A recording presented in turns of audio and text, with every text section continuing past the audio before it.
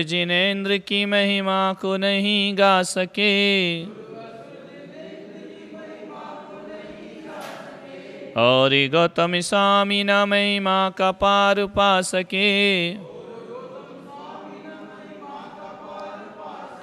जय जिनेंद्र बोल कर जिनेंद्र शक्ति तौलिए, जय जिनेंद्र जय जिनेंद्र जय जिनेंद्र बोलिए। हे जिनेंद्र ज्ञान दो, मोक्ष का वरदान दो,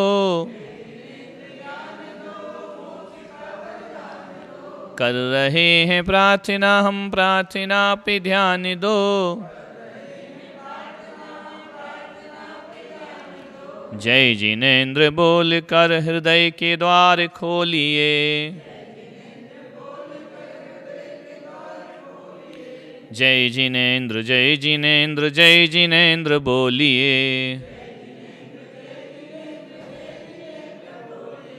जय जिनेंद्र की ध्वनि से अपना मौन खोलिए, जय जिनेंद्र बोलिए, अपना मौन खोलिए।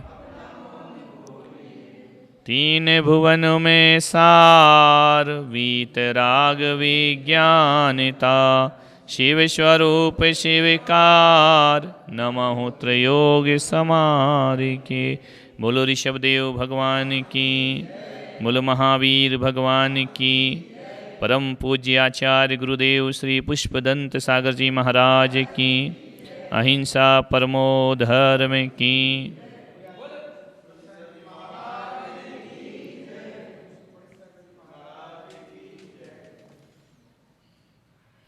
कल बताया था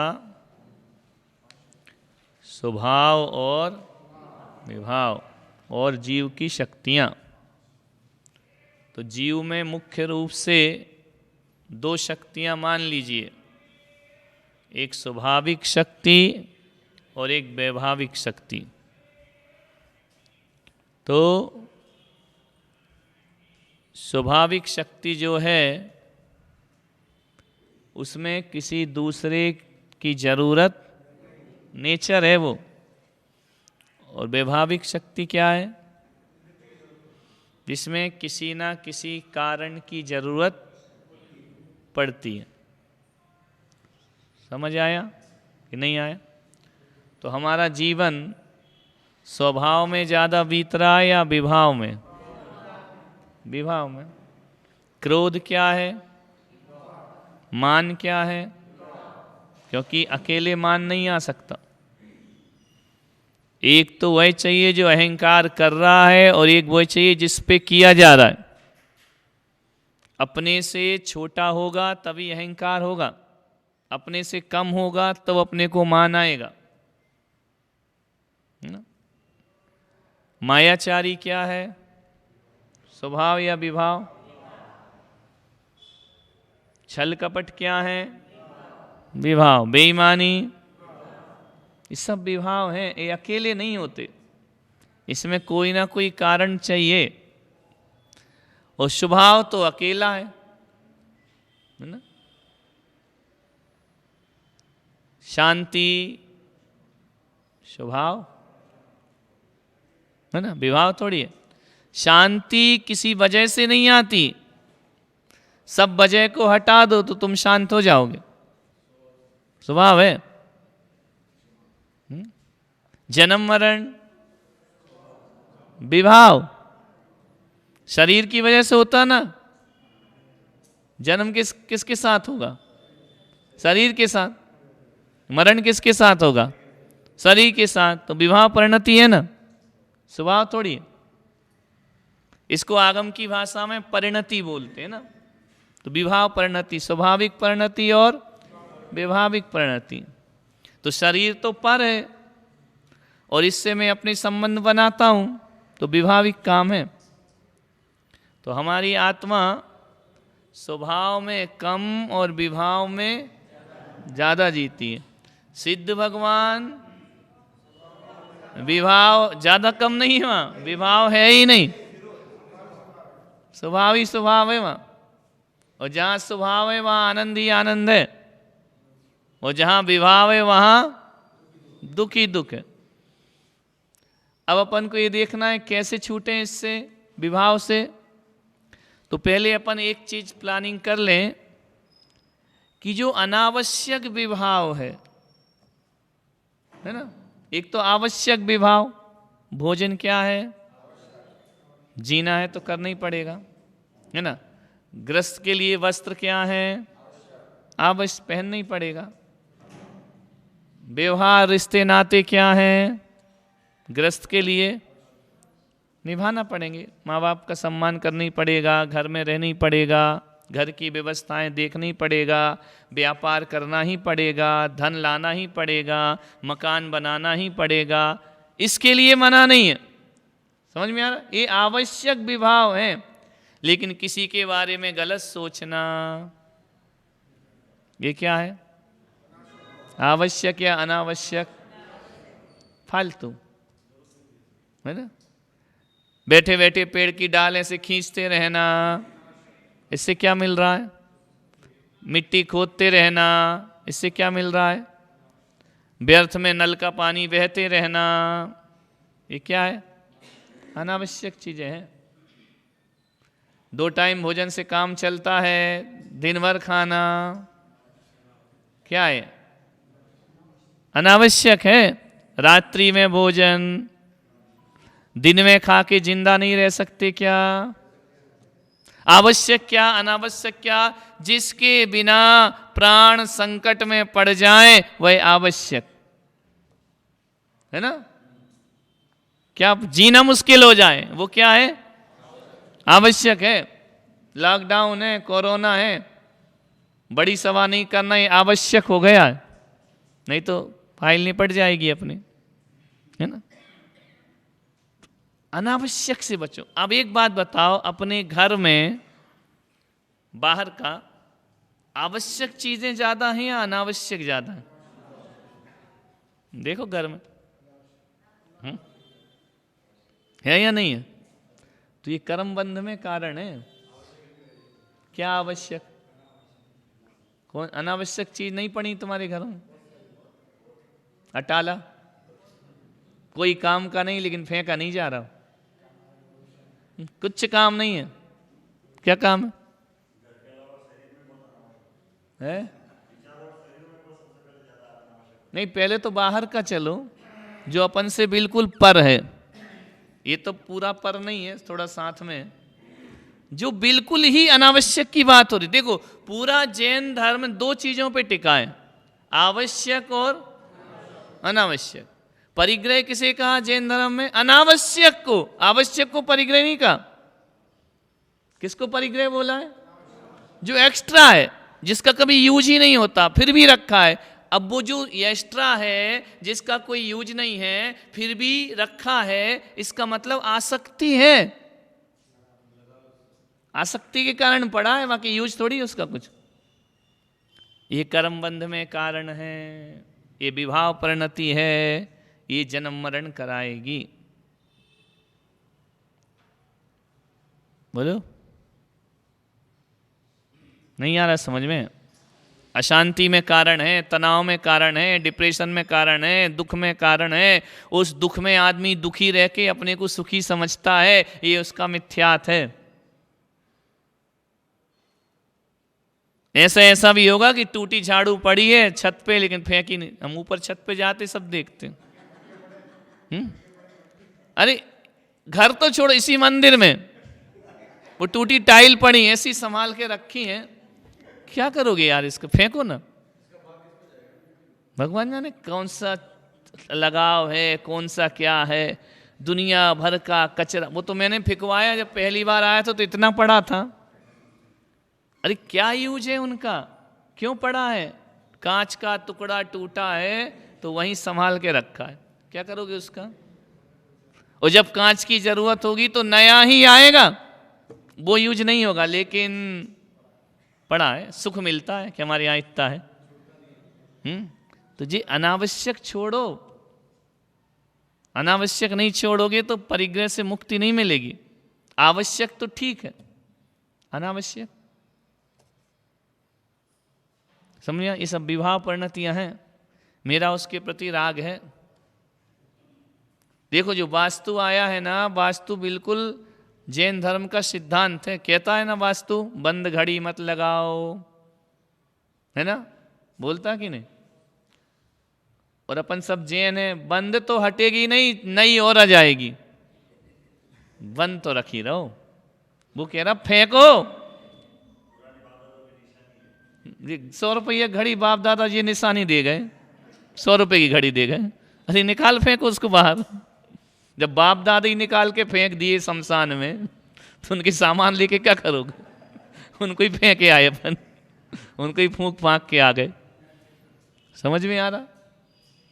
तो ये सब क्या है? आसक्तियां हैं अनावश्यक। ये पहले अपन बाहर की चीज तो छोड़ें, भीतर की बातें तो बाद में करेंगे। विवाह परिणति से बचना है तो पहले बाहर का तो छोड़ें। कषाय कितनी होती हैं? कौन कौन सी? क्रोध, मान, माया, लोभ। ये चारों विवाह परिणति हैं कि स्वभाव? विवाह है। क्यों परेशान हो रहे हैं? बैठ, इतनी गर्मी थोड़ी लग रही है, बैठ जाओ। ये सब विवाह में ज्यादा जा रहे हैं, थोड़ी देर तो स्वभाव में रहो। ये चारों क्या है? विवाह परिणति, क्रोध, मान, माया, लोभ। अच्छा ये बताओ कि ये जो कषाय हैं, इनमें सबसे ज्यादा खतरनाक कौन सी है?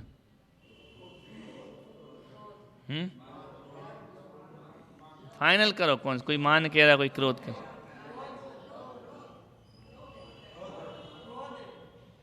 क्रोध। जब भी कषाय की बात होगी, आदमी के मस्तिष्क पे सबसे पहले गुस्सा आता है, क्रोध को पकड़ते हैं। कषाय की बात करोगे तो क्रोध का ही नाम आएगा दिमाग में। कषाय माने क्रोध, जबकि भगवान कह रहे क्रोध कोई कषाय नहीं, डेंजरस। मान भी नहीं है डेंजरस, माया भी नहीं है डेंजरस। अब तो सही बोल दो, एक ही बची है।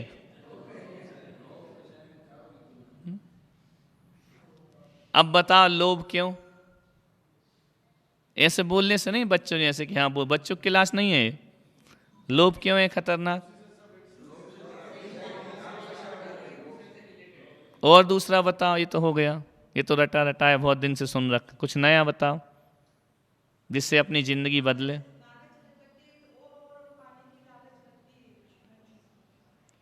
प्रश्न हमारा ये है कि लोभ कषाय को खतरनाक क्यों बोला?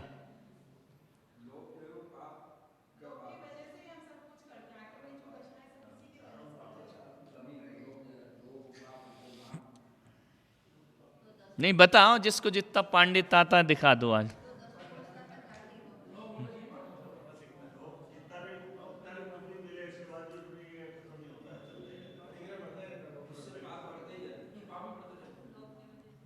और क्रोध, क्रोध का क्या करोगे?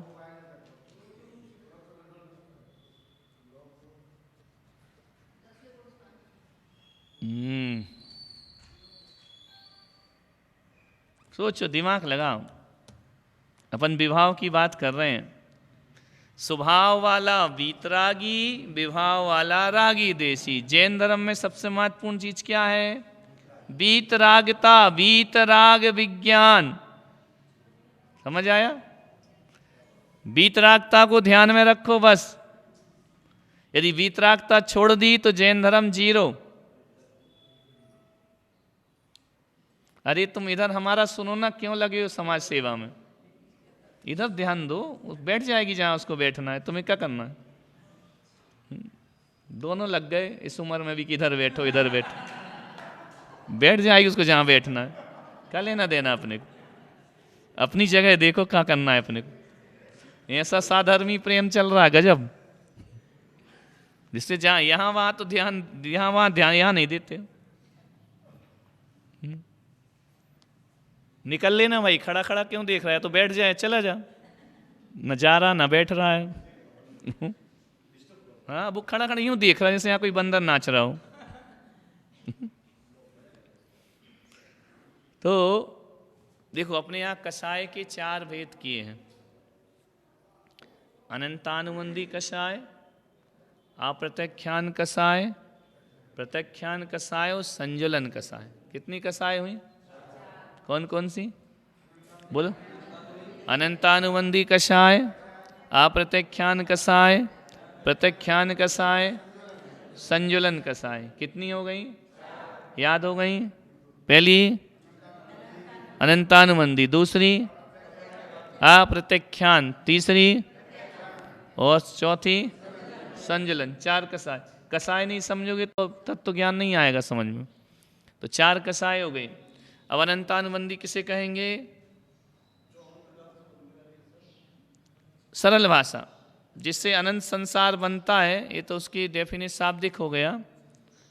जो 6 महीने से ऊपर जाती है वो अनंतानुबंधी। कितने महीने से? जो कषाय 6 महीने से ऊपर जाए वह अनंतानुबंधी कषाय है। अनंतानुबंधी कषाय वाला मिथ्या दृष्टि है, वह वीतरागता को नहीं जानता है, वह संसारी है, वह जन्म मरण करेगा, उसको धर्म नहीं रुचेगा, उसे धर्म पे विश्वास नहीं होगा, कुछ नहीं होगा। अनंतानुबंधी कषाय है। समझ में आ रहा? तो बिल्कुल सरल सी परिभाषा। जो कषाय 6 महीने से ऊपर जाती है वह अनंतानुबंधी कषाय है। समझ आया? अप्रत्याख्यान, प्रत्याख्यान का अर्थ क्या होता है? प्रत्याख्यान का अर्थ क्या होता है?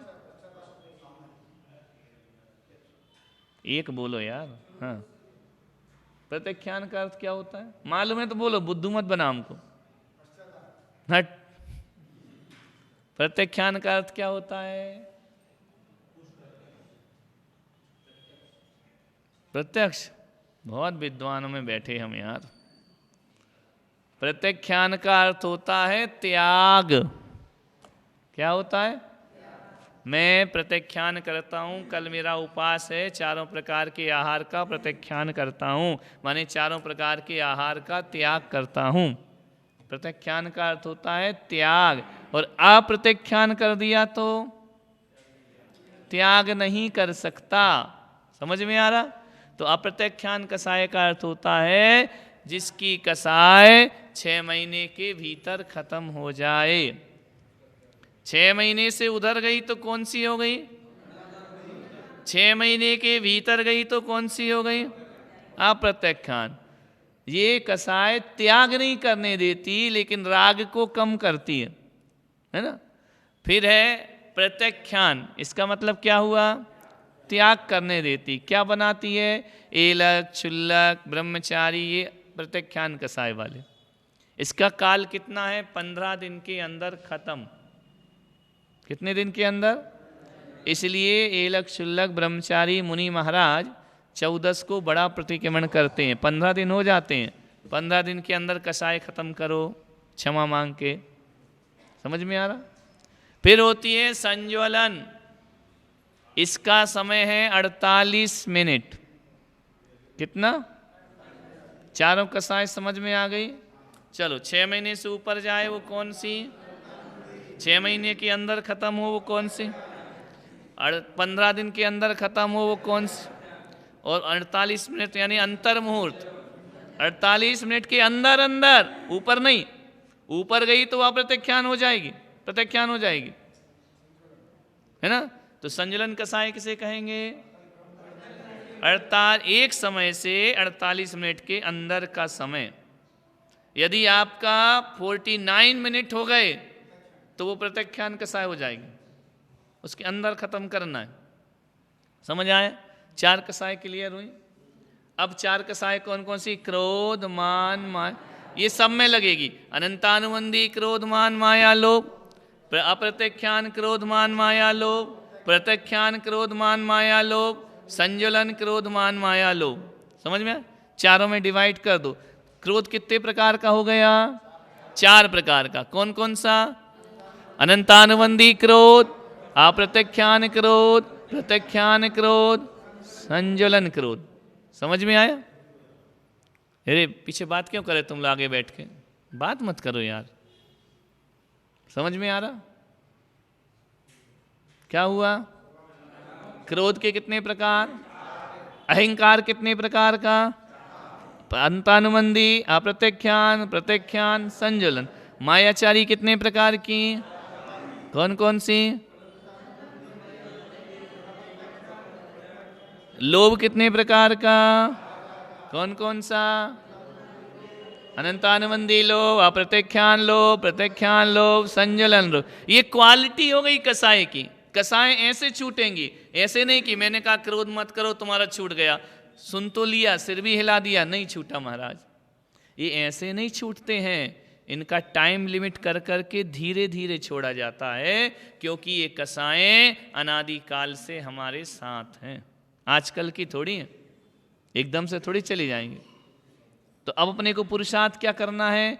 अभी अपना क्रोध कैसा है अपन सब लोगों का? प्रत्यख्यान व्रती हो क्या? प्रथमाधारी हो क्या?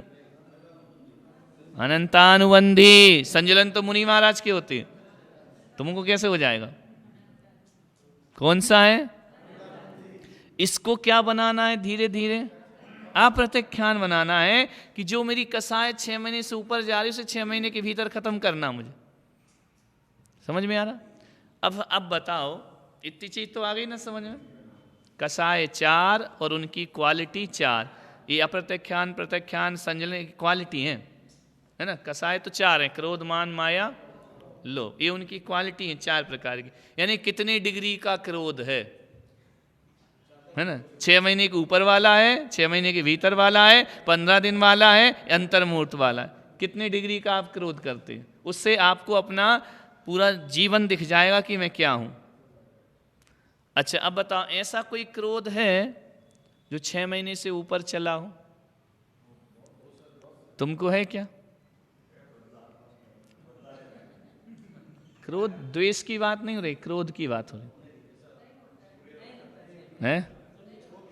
इतने पब्लिक बैठी है, आप बताओ ऐसा गुस्सा है तुमको 6 महीने से ऊपर जाए?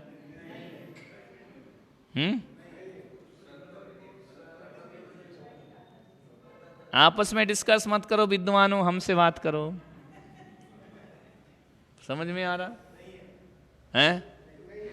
किसी को ऐसा गुस्सा आया जो 6 महीने से ऊपर चल रहा है?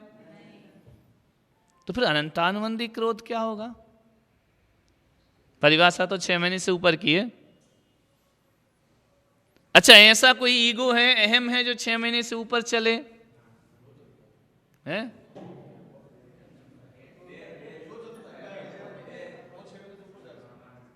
देखो हम जो पूछ रहे हैं वो बताओ, तुम बैरियर मत लगाओ उसमें, ईगो की बात करो।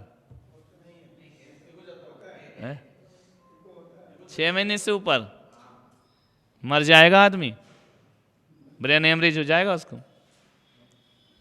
6 महीने से ऊपर, 6 महीने से ऊपर क्रोध करेगा तो फट जाएगी नस। मान, चलो मान कब आता है? जब छोटा होता है। तो 6 महीने तक तुम छोटे के साथ खड़े हो, बड़े के साथ नहीं जा रहे।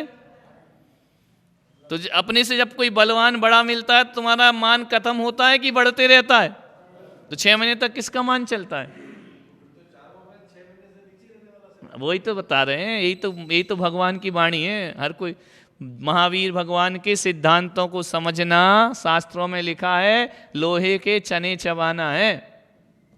इतना आसान नहीं है जैन दर्शन, लोहे के चने चबाने के समान है। मायाचारी 6 महीने से ऊपर, बोलो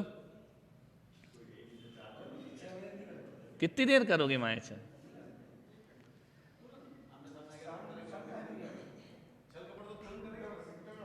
देखो क्रोध कब करता है आदमी? जब असफल होता है। क्रोध कब होता है?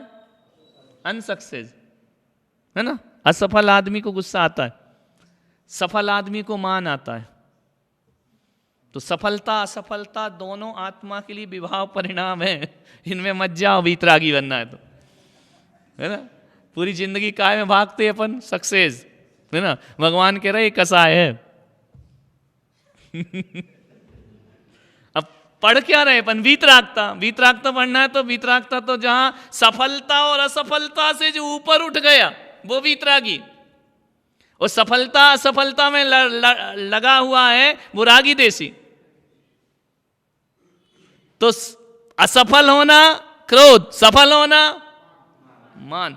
कमजोर व्यक्ति माया में आता है, जो मार नहीं सकता, जो लड़ नहीं सकता, जो किसी से भिड़ नहीं सकता, कमजोर है, तो फिर वो जब किसी से जीत नहीं सकता है, कमजोरी उसकी वीकनेस है, वो उसको छल कपट से जीतता है। समझ में आ रहा? तो कमजोरी भी कसाय है। फंस गए? सफल होना कसाय, असफल होना, छल कपट करना यानी कमजोरी, और जो कहे मैं किसी से नहीं डरता ये भी कसाय है ना? कसाय तो कसाय। वीतरागी के ये सब नहीं होता।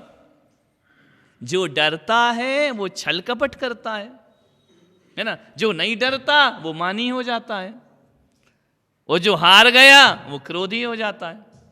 कसाय कैसे पकड़ती हैं अपने को? कहीं भी जाओ कसाय पकड़ लेगी आपको।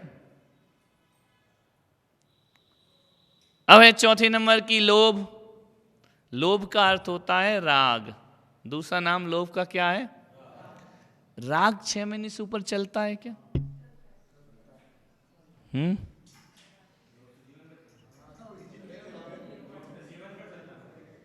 बोलो राग। तो जब कषाय का नाम आता तो क्रोध का नाम क्यों लेते हो, राग का क्यों नहीं लेते? खतरनाक तो राग है।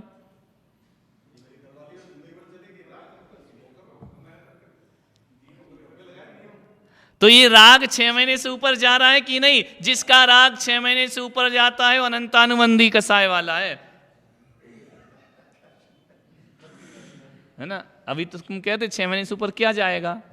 राग जाएगा। अरे पत्नी बच्चे भी छोड़ो, इससे राग है? 6 महीने छोड़ो, अनादि काल से मैं शरीर से ही राग कर रहा हूं, करता हूं ना। अब इससे राग तोड़ दे, वो सम्यक दृष्टि हो जाएगा, वो भेद विज्ञान हो जाएगा, वहां वीतरागता आएगी। समझ में आ रहा? राग कब तक होता है? जन्म से लेके एक पल भी राग नहीं छूट रहा है। जिंदा को तो छोड़ो, मरे को भी याद करके रो रहे हैं। अनंतानुबंधी राग, भगवान कहते हैं ऐसा राग जिसको होता है वो मिथ्या दृष्टि जीव है। आसान। सम्यक दृष्टि तो 2-4 होते हैं। कितने होते? शास्त्रों में कितने सम्यक दृष्टि बोलते? उंगली में गिन लो, इतने सम्यक दृष्टि होते हैं पूरे विश्व में, बाकी तो सब मिथ्या दृष्टि होती। तो किस पे चोट करना है? राग पे। गुस्से का टेंशन मत लो, आने दो, गुस्सा आएगा। अंतर्मूर्त भी गुस्सा नहीं चलता है। क्रोध जब भड़कता है, अंतर्मूर्त चल गया ना तो फट जाएगी नस, मर जाओगे तुम।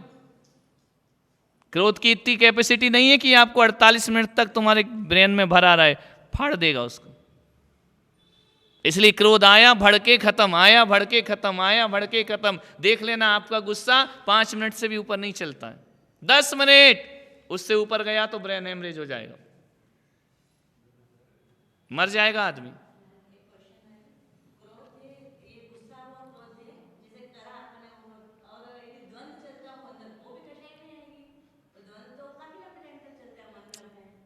टूटेगा बीच में।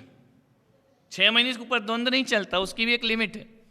खुशी भी कर्म का उदय अंतर्मूर्त से ज्यादा नहीं होता। केवल एक राग है जो अंतर्मूर्त से ज्यादा चलता है।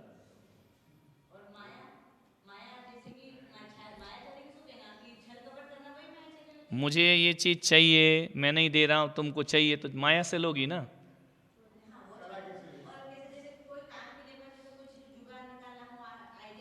कितनी देर लगाओ, कितनी देर लगाओगी? सब माया चले। अपना स्वार्थ सिद्ध करना किसी भी तरह से माया है। बस अपनी स्वार्थ की सिद्धि करना एन केन प्रकारेण, वो सब मायाचारी है। तो सब करते हैं इसलिए तो सब मोक्ष नहीं जा रहे ना, नहीं तो सब मोक्ष नहीं चले जाएंगे, नहीं करेंगे तो सब सम्यक दृष्टि हो जाएंगे। तो सबको थोड़ी भगवान मिल रहे हैं। तो हम कब कह रहे हैं कि तुम नहीं करते, करते हो। विवाह है तो सब, लेकिन इन सब में ज्यादा खतरनाक है राग, अनादि का। अब देखो, यदि मेरा 6 महीने का राग मेरे अंदर 6 महीने से ऊपर है, तो मेरा क्रोध भी 6 महीने वाला कहलाएगा, क्योंकि संगति किसकी कर रहा है। ये 3 कसाय है ना, मान माया लो ए, क्रोध मान माया, ये तीनों का पति कौन है, राग। ये उसके साथ चलती हैं, इसलिए अंतानुबंधी कहलाती हैं, होती नहीं है, लेकिन साथ में किसके हैं, राग के साथ हैं। इसलिए क्रोध भी कौन सा कहलाएगा। जैसे उदाहरण समझो, युद्ध होते थे पहले, जब तक राजा नहीं मरा तब तक प्रजा कितनी भी मरे सैनिक, वो विजय नहीं कहलाती थी। किसको मारना पड़ता है, तो फिर आप युद्ध जीत गए। समझ में आया। तो राजा कौन है, राग, ये सब उसके सैनिक है। राजा मरा कि ये अपने आप प्राणहीन हो गए। तो क्रोध मान और माया की कोई ताकत नहीं है, ताकत सब राग की है। इसलिए अपने इस ग्रंथों में बीत क्रोधी, बीत माया, बीत मान नहीं बोला, बीत रागी बोला है। राग बिताओ। भगवान कैसे हैं, बीत क्रोधी हैं क्या है? भगवान बीत माया है क्या, भगवान बीत मान है क्या? ये शब्द ही नहीं है। शब्द क्या है, बीत रागी, बीत राग विज्ञानता, बीत क्रोध विज्ञानता कहां लिखा है ना। तो महत्वपूर्ण क्या है कि तू राग को खत्म कर दे। ये तो मरे मराए हैं, क्रोध रोध से कुछ नहीं होता। नहीं आ रहा समझ में। क्या मिटाना है, क्रोध मिटाना, क्रोध करना, क्रोध नहीं करना। भगवान कह रहे इससे कुछ लेना देना नहीं हमको। भगवान तो कह रहे राग नहीं करना। क्या नहीं करना। अपने भगवान कैसे हैं, मार्ग कैसा अपना, बीतरागता। यदि तू बीतरागी हो गया तो 3 तो ऐसे मरेंगे बिना मारे। क्रोध भी मर जाएगा, सब मर। राग है इसलिए तो गुस्सा कर रहा है, राग है इसलिए तो मायाचारी कर रहा है, राग है इसलिए तो मान कर रहा है। राग मिटा, ये तीनों मर जाएंगे। तो अपन क्रोध मिटाने की कोशिश करते हैं, उल्टा सीधा काम करते हैं। किसे मिटाना है, राजा को। राजा कौन है, राग, उसे मारो। तो अपना इस शरीर से राग कब तक का है, जन्म से मृत्यु तक राग है। और जब तक इस शरीर और आत्मा को, इस शरीर का राग खत्म नहीं करोगे, तब तक आप सम्यक दृष्टि नहीं होगे, मिथ्या दृष्टि होगे। तो कसाय पे यदि आपको होमवर्क करना है, कसाय पे आपको प्रयोग करना है, तो राग को मारने का प्रयास करो। अपन किसे मिटाते हैं, अरे महाराज बहुत गुस्सा कर रहे, बड़े कसाई। नहीं है कसाई भाई, राग कर रहे हैं तो कसाई है। गुस्सा तो आएगा, क्षणिक है, क्षणिक राग है, क्षणिक क्रोध है, क्षणिक माया है, क्षणिक मान है, ये कंटिन्यू है।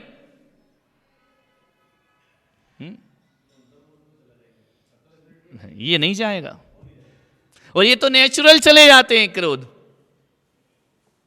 आज हमारी तुम्हारी लड़ाई, कितने दिन हम कितनी देर बकेंगे, तुम कितना देर बोलोगे, बस उसके बाद वो पकड़ के ले जाए, वो पकड़ ले जाए, दोनों शांत हो गए, है ना। लेकिन राग, राग को छुड़ाने वाला कोई है। 2 आदमी लड़ रहे हैं, क्रोध हो रहा, अकल अलग अलग कर दोगे, शांत हो जाएंगे। राग में कौन अलग करेगा तुम्हें।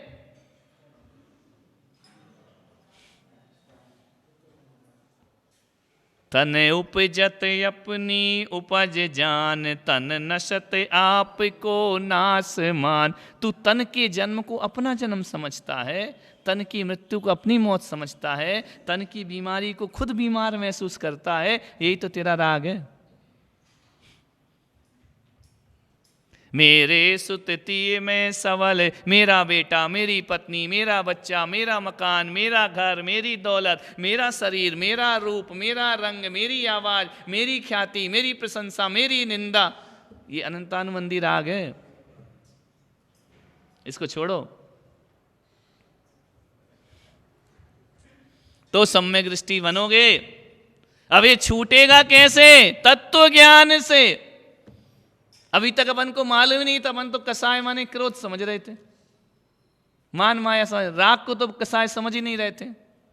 बड़े खुश होते, मेरा तुमसे बड़ा राग है, ऐसी खुशी मिलती, अरे भैया वो चाहता है हार्टली फ्रेंड। भगवान कह रहे नरक जाएगा, मरेगा तू, किस में जा रहा है, काहे का हार्टली फ्रेंड? जब तेरा हार्ट ही तेरा नहीं है तो फ्रेंड कहां से तेरा हो जाएगा? हाँ, मेरे पे जान छिड़कता है, अरे नमक है क्या जो जान छिड़क रहा है तुम पे? नहीं, ये सब बातें काहे की? राग की बातें। मैं तुम्हारे बिन नहीं जी सकता, तुम मेरे बिन नहीं जी सकते, मैं तुम्हारा तुम मेरा, अभी एक चला गया, अब काहे को जी रहा है? तू भी जा। है? बोलते हो कि नहीं? ये सब अनंतानुबंधी राग है। सत्य नहीं जानते ना, मृत्यु सत्य है ना, मरना तो है ही ना, फिर क्यों रोते हो? राग रुलाता है, राग है।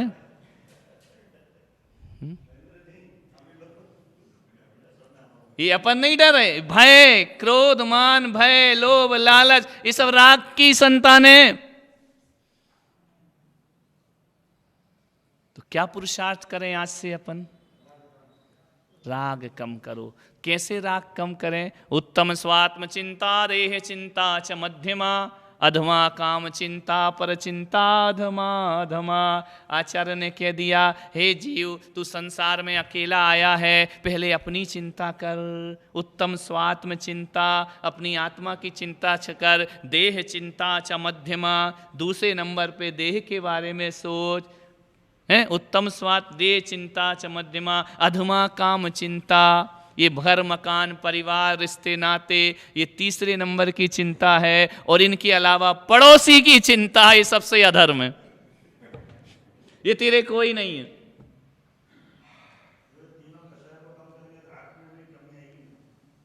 उनसे कोई मतलब नहीं है, राग के कम से वो मरेंगे, उनको कम करने से राग कम नहीं होगा। राग तो अपना जिएगा। राग तो मेन स्विच है, बाकी ये छोटी वाली स्विच है। मेन वाला बंद कर दो तो इन स्विच में क्या रखा है? इनके तो प्राण निकल जाएंगे, बंद हो जाएंगे अपने आप। तो अब अपन देखो व्यवस्था क्या बताए। उत्तम स्वात्म चिंता, यदि तुझे चिंता करने का शौक है तो अपनी आत्मा की चिंता कर। अपन अपनी छोड़ के किसकी चिंता करते हैं? मिथ्या दृष्टि जीव है ना, खुद की तो करते ही नहीं। मुझे अपने लिए कुछ नहीं, मैं तो बच्चों के लिए कर। अरे पागल, तू अपने लिए कर। भगवान तो ये बोल रहा है, तू अपने लिए क्यों नहीं करता है? क्यों बच्चों के लिए लगा? हर कोई जीव अपना अपना परिणति, अपने अपने कर्म, अपने अपने भाग्य, सब अपना अपना लेके आते हैं। कोई किसी का करता हरता नहीं होता। ये तत्व का ज्ञान है। मैं ही मेरा करता हरता, पर का मुझ में कुछ काम नहीं। मैं मुझ में रहने वाला हूँ, पर मैं मेरा विश्राम नहीं। कहाँ लगा है फालतू चीजों? अब उम्र हो गई, 50 पार हो गए, अभी भी अपनी चिंता नहीं है। एक बात बताओ, जब कोई आपका बच्चा बाहर पढ़ने जाता है, चलो टाइम हो गया, जब बाहर पढ़ने जाता है, जयपुर या कहीं भी जा रहा, विदेश जा रहा है, तो क्या कहते हो आप बच्चे को? बेटे जा रहे हो, हैं? किसका ध्यान रखना? किसका ध्यान रखना? ऐसे कहते कि मम्मी मेरा ध्यान रखना, पापा कहते मेरा ध्यान, क्या कहते? बेटा बोलते ना, टेक केयर, अपना ध्यान, अपनी केयर करना, बोलते ना, अपना ध्यान रखो, बोलते हो कि नहीं बोलते हो? ये बोलते कि दोस्त का ध्यान रखना, पड़ोसी का ध्यान रखना नहीं बोलते ना। जब तुम व्यवहार में भी आगम की भाषा तो बोल रहे अपना ध्यान रखना, वही जिनवाणी कह रही बेटा संसार में अपना वो किसके ध्यान में लगे हो? संसार में रह रहे हो, संसार के बगीचे में, संसार के बाजार में घूम रहे हो, जिनवाणी माता बोल रही बेटा अपना ध्यान। यही तो हम बोल रहे, यही महावीर स्वामी बोले, यही उनकी वाणी बोली कि संसार में किसका ध्यान रखो? उत्तम स्वात्म चिंता। तुझे टेंशन लेने की आदत पड़ गई है, तुझे चिंता करने की आदत पड़ गई है, चल हम तेरी चिंता नहीं हटाते हैं। तू एक काम कर, हैबिट में चिंता है, अपनी चिंता कर। किसकी कर रहे हैं? अपनी छोड़ के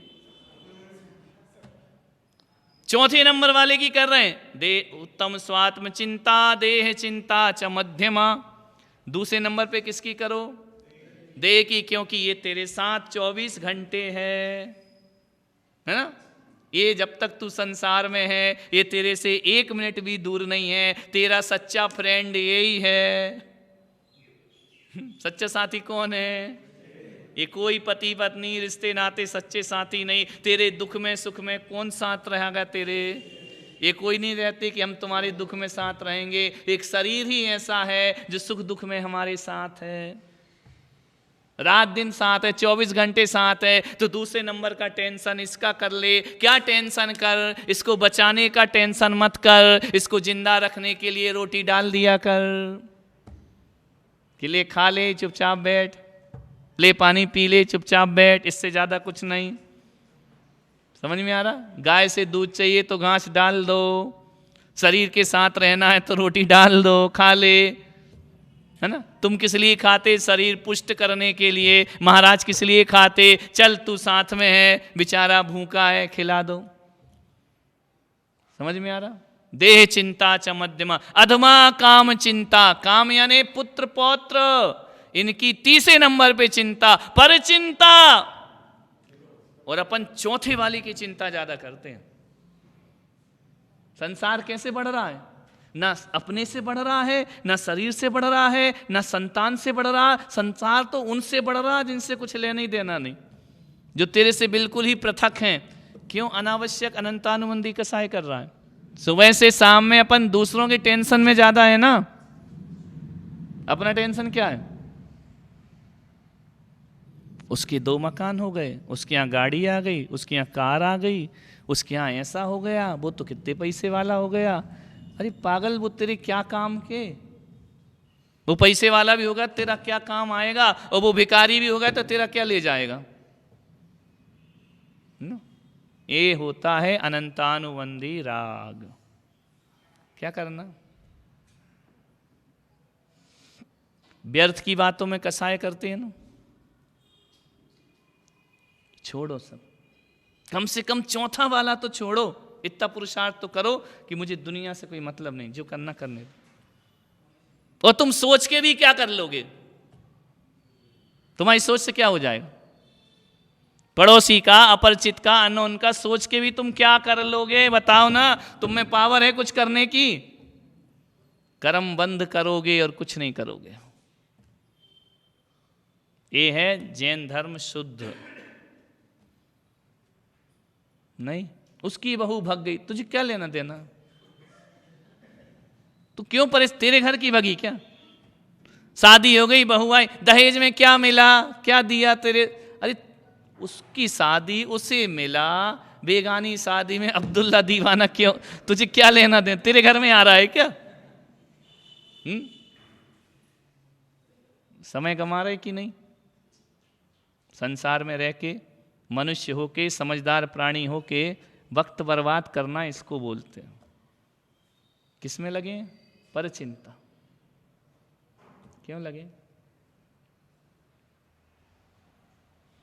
क्या मिलेगा उसे?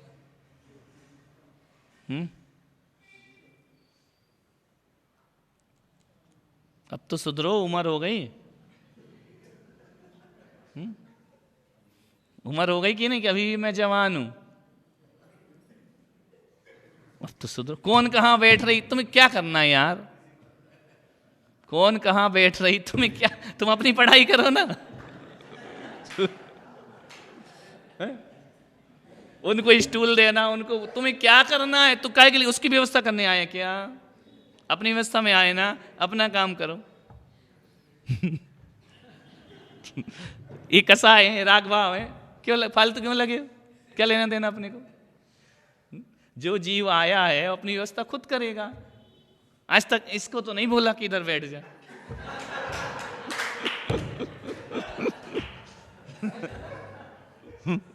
बिल्कुल परचिंता। क्या लेना देना उनसे अपने को? समझ में आ रहा? ये चेंज करो, कल्याण करना है तो अपने को क्या लेना देना भाई? ये चार कसाय, क्रोध, मान, माया, लोभ, अनंतानुबंधी, अप्रत्यख्यान, प्रत्यख्यान, संज्वलन। अब अपने को घर में साधना किसका नाम है? साधना इसका नाम नहीं कि आंख बंद करके बैठ गए पहाड़ पे, इसका साधना नाम नहीं है। आप अपना वो थर्मामीटर देखो, मेरा राग कौन से क्वालिटी का है, उस क्वालिटी को बदल लो, सम्यक दृष्टि हो जाओगे। और वो क्वालिटी कैसे बदलो? जो बिल्कुल पृथक हैं उनका टेंशन मत लो। बच्चे बिल्कुल पृथक नहीं, साथ तो हैं, शरीर बिल्कुल पृथक नहीं है ना? तो तुम बिल्कुल पृथक उनमें क्यों मर रहे हो? उनसे राग क्यों कर रहे हो? हमारे पुरखों की इज्जत का, काय के पुरखा? अभी भगवान जाने कुत्ता बन के कांव कांव कर रहे होंगे, अपन पुरखा पुरखा चिल्ला रहे। कहां के पुरखा? भगवान कह रहे किस मिथ्यात में पड़ा पागल, तुझे कोई एड्रेस दे गएगा तेरे पुरखा कि हम यहां मिलेंगे? ये मिथ्या के, कुल के मत, जाति के मत क्यों कर रहा फालतू का? ये तेरे कोई नहीं है ना? हमारे पूर्वज, हमारे बुजुर्गों ने ये किया, पता चला बुजुर्ग वो अभी चिल्ला रहा था।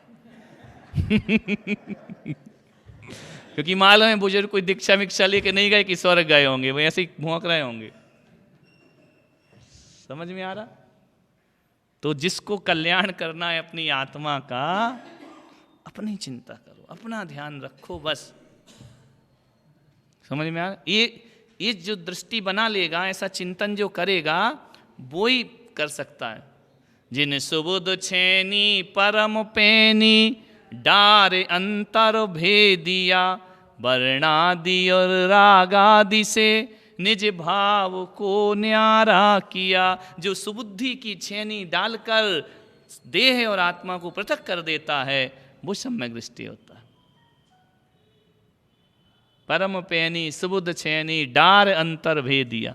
अपने अंतस में अलग करो, तो कम से कम इतना तो प्रयास करो कि ये विचार तो आएंगे मन में, अभी सम्यक दृष्टि नहीं हो तुम, लेकिन उस समय इतना ही सोच लेना इससे क्या होने वाला है ना? तुमको ब्रेक लग जाएगा। इससे क्या करना अपने को? सामान 100 बरस का, पल की खबर नहीं, चले जाओगे पड़ा रहेगा महल अटारी। जो बचेंगे वो लड़ेंगे मरेंगे, अपन तो फुर्सत। समझ में आ रहा? जवाणी के ज्ञान से सूझे लोकालोक, सुवाणी मस्तक धरूं सदा दे धो दो। हे जिनवाणी भारती